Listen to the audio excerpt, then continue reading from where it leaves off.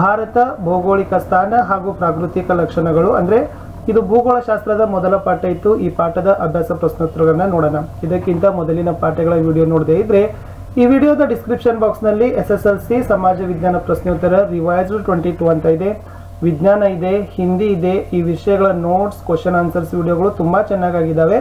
ಅವುಗಳನ್ನು ನೋಡಿ ನಿಮ್ಮ ಜ್ಞಾನವನ್ನು ವೃದ್ಧಿ ಮಾಡಿಕೊಳ್ಳೋದ್ರ ಜೊತೆಗೆ ವಿಡಿಯೋಗಳನ್ನ ಲೈಕ್ ಮಾಡಿ ನಿಮ್ಮ ಫ್ರೆಂಡ್ ಸರ್ಕಲ್ಗೆ ಶೇರ್ ಮಾಡಿ ಅಂತ ಹೇಳ್ತಾ ಶುರು ಮಾಡ್ತೀನಿ. ಭಾರತ ಭೌಗೋಳಿಕ ಸ್ಥಾನ ಹಾಗೂ ಪ್ರಾಕೃತಿಕ ಲಕ್ಷಣಗಳು ಪಾಠದ ಅಭ್ಯಾಸ ಪ್ರಶ್ನೋತ್ತರ.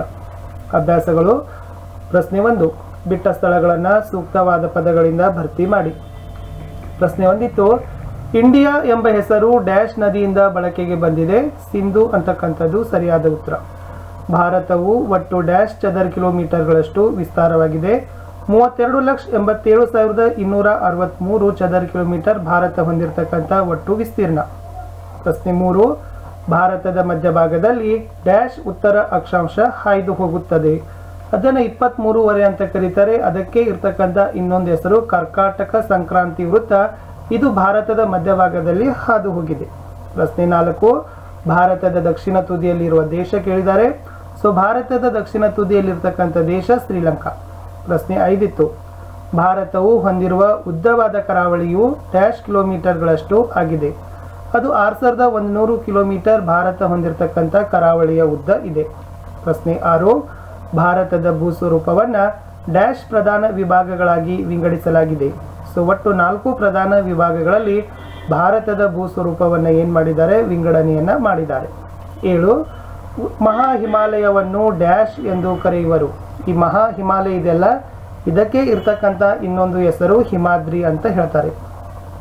ಪ್ರಪಂಚದಲ್ಲಿಯೇ ಡ್ಯಾಶ್ ಅತ್ಯುನ್ನತ ಶಿಖರವಾಗಿದೆ. ಅಂದರೆ ಇಡೀ ಜಗತ್ತಿನಲ್ಲಿ ಅತಿ ಎತ್ತರದ ಶಿಖರ ಯಾವುದು ಅಂತಂದ್ರೆ ಮೌಂಟ್ ಎವರೆಸ್ಟ್ ಅಂತಕ್ಕಂಥದ್ದು ಸರಿಯಾದ ಉತ್ತರ.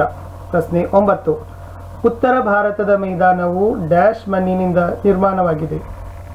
ಏನು ಉತ್ತರ ಭಾರತದಲ್ಲಿ ಮೈದಾನ ಇದೆಯಲ್ಲ, ಅದು ಮೆಕ್ಕಲು ಮಣ್ಣಿನಿಂದ ಏನಾಗದಪ್ಪ ಅಂದ್ರೆ ನಿರ್ಮಾಣ ಆಗಿದೆ. ಕಡೆಯ ಪ್ರಶ್ನೆ ಇತ್ತು, ಕರ್ನಾಟಕದಲ್ಲಿ ಪಶ್ಚಿಮ ಘಟ್ಟಗಳನ್ನು ಡ್ಯಾಶ್ ಎಂದು ಕರೆಯುತ್ತಾರೆ. ಸೊ ಕರ್ನಾಟಕದಲ್ಲಿ ಕಂಡು ಬರ್ತಕ್ಕಂಥ ಪಶ್ಚಿಮ ಘಟ್ಟಗಳಿಗೆ ಸಹ್ಯಾದ್ರಿ ಅಂತ ಕರೀತಾರೆ. ಮಹಾರಾಷ್ಟ್ರದಲ್ಲಿನೂ ಕೂಡ ಸಹ್ಯಾದ್ರಿ ಅಂತಲೇ ಕೂಡ ಕರೀತಾರೆ. ಇಷ್ಟು 10 ಪ್ರಶ್ನೆಗಳು ಬಿಟ್ಟ ಸ್ಥಳ ಮಾದರಿಯಲ್ಲಿ ಇರ್ತಕ್ಕಂಥ ಉತ್ತರಗಳು ಆಯಿತು. ಇನ್ನು 2ರಲ್ಲಿ ಈ ಕೆಳಗಿನ ಪ್ರಶ್ನೆಗಳಿಗೆ ನೀವುಗಳು ಗುಂಪುಗಳಲ್ಲಿ ಚರ್ಚೆ ಮಾಡಬೇಕು. ಉತ್ತರಗಳನ್ನು ಏನು ಮಾಡಬೇಕಪ್ಪ ಅಂತಂದ್ರೆ ದಾಖಲಿಸಬೇಕು.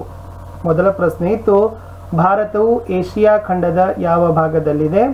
ಉತ್ತರ ಬಂದ್ಬಿಟ್ಟು ಭಾರತವು ಏಷ್ಯಾ ಖಂಡದ ದಕ್ಷಿಣ ಭಾಗದಲ್ಲಿದೆ. ಪ್ರಶ್ನೆ 2, ಭಾರತವು ಭೂಮಿಯ ಯಾವ ಗೋಳಾರ್ಧದಲ್ಲಿದೆ? ಸೊ ಭಾರತ ಅದು ಭೂಮಿಯ ಉತ್ತರಾರ್ಧ ಗೋಳಾರ್ಧದಲ್ಲಿ ಕಂಡುಬರ್ತದೆ. ಪ್ರಶ್ನೆ 3, ಭಾರತದ ಭೂರಾಶಿಯ ದಕ್ಷಿಣ ತುದಿ ಯಾವುದು? ಸೊ ಭಾರತದ ಭೂರಾಶಿಯ ದಕ್ಷಿಣದ ತುದಿ ಇಂದಿರಾ ಪಾಯಿಂಟ್. ಭಾರತದ ದಕ್ಷಿಣ ಭಾಗದ ಭೂಶಿರದ ಹೆಸರೇನು ಅಂತ ಕೇಳಿದ್ದಾರೆ. ಸೊ ಅನೈಮುಡಿ ಅಂತಕ್ಕಂಥದ್ದು ಏನಾಗದಪ್ಪ ಅಂದ್ರೆ ದಕ್ಷಿಣ ಭಾರತದ ಅತ್ಯಂತ ಎತ್ತರದ ಪರ್ವತ ಅಂತ ಏನು ಮಾಡ್ಬೋದು, ಹೇಳ್ಬೋದು. ಪ್ರಶ್ನೆ 5, ಭಾರತದ ಮಧ್ಯಭಾಗದಲ್ಲಿ ಹಾಯ್ದು ಹೋಗುವ ಮುಖ್ಯ ಅಕ್ಷಾಂಶ ಯಾವುದು? ಸೊ ಭಾರತದ ಮಧ್ಯಭಾಗದಲ್ಲಿ ಹಾಯ್ದು ಹೋಗಿರ್ತಕ್ಕಂಥ ಮುಖ್ಯ ಅಕ್ಷಾಂಶ ಯಾವುದು ಅಂತಂದ್ರೆ ಅದು ಕರ್ಕಾಟಕ ಸಂಕ್ರಾಂತಿ ವೃತ್ತ. ಇದನ್ನು 23 ಉತ್ತರ ಅಕ್ಷಾಂಶ ಅಂತಲೂ ಕೂಡ ಕರೀತಾರೆ. ಪ್ರಶ್ನೆ 6, ಇಂದಿರಾ ಪಾಯಿಂಟ್ ಯಾವ ದ್ವೀಪದಲ್ಲಿದೆ? ಸೊ ಭಾರತದ ಯಾವ ದ್ವೀಪ ಸಮೂಹದಲ್ಲಿ ಇಂದಿರಾ ಪಾಯಿಂಟ್ ಇದೆ ಅಂತ ಕರೀತಾರೆ? ಸೊ ನಿಕೋಬಾರ್ದಲ್ಲಿ ಏನಾಗದಪ್ಪ ಅಂದ್ರೆ ಇಂದಿರಾ ಪಾಯಿಂಟ್ ಇದೆ. ಪ್ರಶ್ನೆ 7, ಹಿಮಾಲಯ ಪಾದ ಬೆಟ್ಟಗಳ ಮತ್ತೊಂದು ಹೆಸರು ಯಾವುದು ಅಂತ ಕೇಳಿದ್ದಾರೆ. ಹಿಮಾಲಯ ಪಾದ ಬೆಟ್ಟಗಳಿಗೆ ಇರ್ತಕ್ಕಂಥ ಇನ್ನೊಂದು ಹೆಸರು ಶಿವಾಲಿಕ್ ಶ್ರೇಣಿಗಳು ಅಂತ ಕರೀತಾರೆ. ಪ್ರಶ್ನೆ 8, ಭಾರತದ ಭೂಸ್ವರೂಪ ವಿಭಾಗಗಳಲ್ಲಿ ಯಾವುದು ಇತ್ತೀಚಿನ ಅವಧಿಯಲ್ಲಿ ನಿರ್ಮಿತವಾಗಿದೆ? ಏನೊಂದು 4 ಭೂಸ್ವರೂಪಗಳಿದಾವಲ್ಲ, ಅವುಗಳಲ್ಲಿ ನಾವು ಏನು ಹೇಳ್ಬೋದು ಅಂತಂದ್ರೆ ಶಿವಾಲಿಕ್ ಶ್ರೇಣಿಗಳು ಏನಿದಾವಲ್ಲ ಅವು ಇತ್ತೀಚಿನ ಅವಧಿಯಲ್ಲಿ ಏನಾಗಿದಾವಪ್ಪ ಅಂತಂದ್ರೆ ನಿರ್ಮಾಣಗೊಂಡಿದ್ದಾವೆ. ಪ್ರಶ್ನೆ 9 ಬಹಳ ಇಂಪಾರ್ಟೆಂಟ್ ಇತ್ತು, ಹಿಮಾಲಯ ಪರ್ವತದಿಂದ ಆಗ್ತಕ್ಕಂಥ ಪ್ರಯೋಜನಗಳು ಏನು? ಸೊ ನಿಮಗೆ 2 ಅಂಕದ ಪ್ರಶ್ನೆಗಳನ್ನು ಇಲ್ಲಿಂದ ತುಂಬಾನೇ ಮೋಸ್ಟ್ ಇಂಪಾರ್ಟೆಂಟ್ ಆಗಿ ಎಕ್ಸ್ಪೆಕ್ಟ್ ಅನ್ನ ಮಾಡ್ಬೋದು. ಈ ಪಾಠದಲ್ಲಿ ಒಟ್ಟು 3 ಅಂಕಗಳ ಕ್ವಶನ್ಸ್ಗಳನ್ನ ಬರ್ತವೆ ಅಂತ ಹೇಳಿದೀವಿ. 1 ಅಂಕದ 1 ಬರುತ್ತೆ, 2 ಅಂಕದ ಪ್ರಶ್ನೆಗಳು ಬರ್ಬೋದು, ಅಥವಾ 1 ಅಂಕದ 2 ಪ್ರಶ್ನೆಗಳು ಸಹಿತ ಏನು ಮಾಡ್ಬೋದು, ಬರ್ಬೋದು. ಒಟ್ಟಾರೆಯಾಗಿ ಈ ಒಂದು ಪಾಠದ ಮೇಲೆ ನಾವು 2 ಅಂಕಗಳ ಹಂಚಿಕೆಗಳನ್ನ ಆದ್ರೂ ಇಡ್ಬೋದು. ಕಡಿಮೆ ಅಂದ್ರೆ 2 ಅಂಕ, ಹೆಚ್ಚಿಗೆ ಅಂದ್ರೆ ನಿಮಗೆ 3 ಅಂಕನೂ ಕೂಡ ಏನು ಮಾಡ್ಬೋದಪ್ಪ ಅಂತಂದ್ರೆ ಬರ್ಬೋದು. ಸೊ ಹಿಮಾಲಯ ಪರ್ವತಗಳಿಂದ ನಮ್ಗೆ ಏನು ಪ್ರಯೋಜನಗಳಿದಾವೆ ಅಂತ ಕೇಳಿದ್ದಾರೆ. ಸೊ ಒಂದನೇದು, ಈ ಹಿಮಾಲಯ ಪರ್ವತಗಳು ಭಾರತದಲ್ಲಿ ವಾಸಿಸತಕ್ಕಂಥ ಜನಜೀವನದ ಮೇಲೆ ಬಹಳಷ್ಟು ರೀತಿಯಾಗಿರ್ತಕ್ಕಂಥ ಪ್ರಭಾವವನ್ನ ಬೀರಿದೆ ಅಂತ ಹೇಳ್ತೀವಿ. ಅಂದ್ರೆ ನಮ್ಮ ದೇಶದಲ್ಲಿ ವಾಸಿಸ್ತಕ್ಕಂಥ ಜನಜೀವನರಿಗೆ ಅದು ರಕ್ಷಣೆಯನ್ನ, ಸೆಕ್ಯೂರಿಟಿಯನ್ನ ಕೊಡ್ತಕ್ಕಂಥ ಕೆಲಸ ಹಿಮಾಲಯ ಪರ್ವತಗಳು ಮಾಡಿದಾವೆ. ಮೂರನೇದು ಹೇಳ್ಬೋದು ಅಂತಂದ್ರೆ, ಏನು ಒಂದು ಉತ್ತರ ಏಷ್ಯಾದಿಂದ ಶೀತ ಗಾಳಿ ಬೀಸ್ತದಲ್ಲ, ಈ ಉತ್ತರ ಏಷ್ಯಾದಿಂದ ಬೀಸ್ತಕ್ಕಂಥ ಶೀತ ಗಾಳಿಯನ್ನ ಸಹಿತ ಅದು ತಡಿತಕ್ಕಂಥ ಕೆಲಸ ಹಿಮಾಲಯ ಪರ್ವತಗಳು ಮಾಡ್ತವೆ. ನಾಲ್ಕರಲ್ಲಿ, ಅಷ್ಟೇ ಅಲ್ಲದೆ ದೇಶದಲ್ಲಿ ಜಲ ವಿದ್ಯುತ್ ಶಕ್ತಿಯ ಉತ್ಪಾದನೆಗೆ ಅನುಕೂಲವಾಗಿದೆ. ಆಮೇಲೆ ಹಿಮಾಲಯ ಪರ್ವತದಲ್ಲಿ ವಿಶಾಲವಾದ ಮೈದಾನಗಳಿದಾವೆ. ವೈವಿಧ್ಯಮಯ ಸಸ್ಯ ಮತ್ತು ಪ್ರಾಣಿ ಸಂಕುಲಗಳಿಗೆ ಒಂದು ಆಶ್ರಯ ತಾಣವಾಗಿದೆ ಹಿಮಾಲಯ ಪರ್ವತ ಶ್ರೇಣಿಗಳು ಅಂತ ಹೇಳ್ಬೋದು.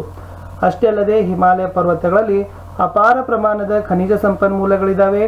ಈ ಒಂದು ಸ್ಥಾನಗಳು ಪ್ರವಾಸೋದ್ಯಮ ಮತ್ತು ಧಾರ್ಮಿಕ ಕೇಂದ್ರಗಳಿಗೆ ಸಹಿತ ಹಿಮಾಲಯ ಪರ್ವತದ ಸ್ಥಾನಗಳು ಬಹಳಷ್ಟು ಇಂಪಾರ್ಟೆಂಟ್ ಅನ್ನ ಮಹತ್ವವನ್ನು ಪಡೆದುಕೊಂಡಿದ್ದಾವೆ ಅಂತ ಹೇಳ್ಬೋದು. ಇಷ್ಟೆಲ್ಲ 7 ಪಾಯಿಂಟ್ಗಳು ಏನಪ್ಪ ಅಂದ್ರೆ ಹಿಮಾಲಯ ಪರ್ವತದಿಂದ ಆಗ್ತಕ್ಕಂಥ ಪ್ರಯೋಜನಗಳು. ಪ್ರಶ್ನೆ 10, ಪರ್ಯಾಯ ಪ್ರಸ್ಥಭೂಮಿಯು ಹೊಂದಿರತಕ್ಕಂಥ ವ್ಯಾಪ್ತಿಯನ್ನ ಕೇಳಿದ್ದಾರೆ. ಹಾಗಾದ್ರೆ ಪರ್ಯಾಯ ಪ್ರಸ್ಥಭೂಮಿಯ ವ್ಯಾಪ್ತಿಯಲ್ಲಿ ಬರ್ತಕ್ಕಂಥ ಅಂಶಗಳು ನೋಡೋದಾದ್ರೆ, ಇದು ಮುಖ್ಯವಾಗಿ ಸಟ್ಲೇಜ್ ಗಂಗಾ ಮೈದಾನದ ದಕ್ಷಿಣದಲ್ಲಿ ಹಿಂದೂ ಮಹಾಸಾಗರದವರೆಗೆ ಚಾಚಿಕೊಂಡಿರ್ತಕ್ಕಂಥದ್ದು ಪರ್ಯಾಯ ಪ್ರಸ್ಥಭೂಮಿ. ಅಂದ್ರೆ ಸುಮಾರು ಒಟ್ಟು ಕ್ಷೇತ್ರ ಇದರದು 16 ಲಕ್ಷ ಚದರ ಕಿಲೋಮೀಟರ್ ಬರ್ತದ. ಇದು ಉತ್ತರದಲ್ಲಿ ಅರಾವಳಿ ಪರ್ವತದಿಂದ ಹಿಡಿದು ದಕ್ಷಿಣದ ಕನ್ಯಾಕುಮಾರಿವರೆಗೆ ಹರಡಿಕೊಂಡಿದೆ. ಆಮೇಲೆ ಈ ಪಶ್ಚಿಮದಲ್ಲಿ ಪಶ್ಚಿಮ ಘಟ್ಟಗಳಿಂದ ಪೂರ್ವದಲ್ಲಿ ಜಾರ್ಖಂಡ್ನ ರಾಜ್ಮಹಲ್ ಬೆಟ್ಟ ಅಂತ ಬರ್ತದೆ, ಅಲ್ಲಿವರೆಗೆ ಸುಮಾರು 1400 ಕಿಲೋಮೀಟರ್ಗಳಷ್ಟು ಏನಾಗದಪ್ಪ ಅಂದ್ರೆ ಅಗಲವಾಗಿದೆ. ಇದು ಪರ್ಯಾಯ ಪ್ರಸ್ಥಭೂಮಿ ಹೊಂದಿರತಕ್ಕಂಥ ವ್ಯಾಪ್ತಿ ಆಗಿದೆ. ಪ್ರಶ್ನೆ 11, ಶಿವಾಲಿಕ್ ಶ್ರೇಣಿಯನ್ನು ಕುರಿತು ಬರೆಯಿರಿ. ಹಾಗಾದ್ರೆ ನಿಮಗೆ ಶಿವಾಲಿಕ್ ಶ್ರೇಣಿಗಳ ಕುರಿತು ಏನು ಮಾಡಿದ್ದಾರೆ, ಟಿಪ್ಪಣಿ ಬರಲಿಕ್ಕೆ ಕೇಳಿದ್ದಾರೆ. ಸೊ ಶಿವಾಲಿಕ್ ಶ್ರೇಣಿಗಳ ಬಗ್ಗೆ ನಮಗೆ ಆಲ್ರೆಡಿ ಗೊತ್ತೇ ಇರತಕ್ಕಂಥದ್ದು. ಇವು ಹಿಮಾಲಯದ ಪರ್ವತಗಳಲ್ಲಿ ಇತ್ತೀಚೆಗೆ ನಿರ್ಮಾಣವನ್ನಗೊಂಡಿದ್ದಾವೆ. ಆಮೇಲೆ ಇದು ಅತ್ಯಂತ ದಕ್ಷಿಣದಲ್ಲಿರ್ತಕ್ಕಂಥ ಸರಣಿ ಮತ್ತು ಅತಿ ಕಡಿಮೆ ಎತ್ತರಗಳನ್ನು ಹೊಂದಿದ್ದಾವೆ ಅಂತ ಹೇಳ್ಬೋದು. ಇದಕ್ಕೆ ಇರ್ತಕ್ಕಂಥ ಇನ್ನೊಂದು ಹೆಸರು ಹಿಮಾಲಯದ ಪಾದಬೆಟ್ಟಗಳು ಅಂತ ಕರೀತಾರೆ ಶಿವಾಲಿಕ್ ಶ್ರೇಣಿಗಳಿಗೆ. ಇಲ್ಲಿ ಸಮತಟ್ಟಾದ ಕಿರಿದಾದ ಮೈದಾನಗಳಿದಾವೆ, ಇವುಗಳನ್ನೇ ಡೂನ್ ಅಂತ ಕರೀತಾರೆ. ಸೊ ಉದಾಹರಣೆಗೆ ಹೇಳ್ಬೋದು ಅಂತಂದ್ರೆ ಡೆಹ್ರಾಡೂನ್, ಕೋಟಾ, ಪಾಟ್ಲಿ ಚೌಕಾಂಬಾ, ಉದಾಂಪುರ್, ಕೋಟ್ಲಾಗಳು. ಅಂದ್ರೆ ಇವು ಸಮುದ್ರದಿಂದ 600 ರಿಂದ 1500 ಮೀಟರ್ಗಳಷ್ಟು ಎತ್ತರವಾಗಿವೆ ಈ ಡೂನ್ಸ್ಗಳು. ಈ ಪಾಠದ ಕಡೆಯ ಪ್ರಶ್ನೆಗೆ ಹೋಗೋಕ್ಕಿಂತ ಮುಂಚೆ ದಯಮಾಡಿ ತಾವು ಹೊಸಬರಾಗಿದ್ದರೆ ನಮ್ಮ ಚಾನಲ್ ಅನ್ನು ಸಬ್ಸ್ಕ್ರೈಬ್ ಮಾಡಿ, ಬೆಲ್ ಐಕಾನ್ ಅನ್ನು ಒತ್ತಿ. ಇದರಿಂದ ಮುಂಬರ್ತಕ್ಕಂಥ ವಿಡಿಯೋಗಳ ನೋಟಿಫಿಕೇಶನ್ ತಮಗೆ ಮೊದಲಿಗೆ ಸಿಗತ್ತೆ ಅಂತ ಹೇಳ್ತಾ 12ನೇ ಪ್ರಶ್ನೆ ಇತ್ತು, ಉತ್ತರದ ಮೈದಾನವನ್ನ ಸಂಚಯನ ಮೈದಾನ ಅಂತ ಕರೀಲಿಕ್ಕೆ ಕಾರಣ ಏನು? ಎಸ್, ಉತ್ತರದ ಮೈದಾನದ ನದಿಗಳು ಹೊತ್ತು ತಂದಿರತಕ್ಕಂಥ ಮೆಕ್ಕಲು ಮಣ್ಣಿನಿಂದ ನಿರ್ಮಾಣವಾಗಿದ್ದಾವೆ. ಆ ಕಾರಣ ಉತ್ತರದ ಮೈದಾನವನ್ನ ಸಂಚಯನ ಮೈದಾನ ಅಂತ ಕರೀತಾರೆ. ಪ್ರಶ್ನೆ 13, ಪೂರ್ವ ಘಟ್ಟಗಳು ಪಶ್ಚಿಮ ಘಟ್ಟಗಳಿರುವ ವ್ಯತ್ಯಾಸವನ್ನು ತಿಳಿಸಿ. ಪೂರ್ವ ಘಟ್ಟಗಳು ನಿರಂತರ ಸರಣಿಗಳಾಗಿದ್ರೆ ಪಶ್ಚಿಮ ಘಟ್ಟಗಳು ನಿರಂತರ ಸರಣಿಗಳು ಅಲ್ಲ. ಎರಡನೇ ವ್ಯತ್ಯಾಸ, ಈ ಪೂರ್ವ ಘಟ್ಟಗಳು ತಾಪಿ ನದಿ ಕಣಿವೆಯಿಂದ ಕನ್ಯಾಕುಮಾರಿ ಭೂಶಿರದವರೆಗೆ ಹಬ್ಬಿಕೊಂಡ್ರೆ ಪಶ್ಚಿಮ ಘಟ್ಟಗಳು ಭಾರತದ ಪೂರ್ವ ಕರಾವಳಿಗೆ ಹೊಂದಿಕೊಂಡಂತೆ ಹಬ್ಬಿಕೊಂಡಿದ್ದಾವೆ. ಮೂರನೇ ವ್ಯತ್ಯಾಸ, ಈ ಪೂರ್ವ ಘಟ್ಟಗಳು ಎತ್ತರವಾಗಿದ್ದಾವೆ, ಪಶ್ಚಿಮ ಘಟ್ಟಗಳು ಎತ್ತರವಾಗಿಲ್ಲ ಅಂತಕ್ಕಂಥದ್ದು. ಮೋಸ್ಟ್ ಇಂಪಾರ್ಟೆಂಟ್ ಆಗಿ ವ್ಯತ್ಯಾಸವನ್ನು ಬರೀತಕ್ಕಂಥ ಪ್ರಶ್ನೆಯಲ್ಲಿ ಇದು ಬಹಳ ಸರಿ ಬಂದಿದೆ, ರಿಪೀಟ್ ಆಗಿದೆ ಕ್ವಶನ್ಸ್. ತಾವು ಇದನ್ನು ಏನು ಮಾಡಬೇಕು, ಸ್ವಲ್ಪ ಗಮನವಿಟ್ಟು ನೋಡಿ ಅಂತ ಹೇಳ್ತಾ ಇಷ್ಟಿತ್ತು 10ನೇ ಪಾಠ ಭಾರತದ ಭೌಗೋಳಿಕ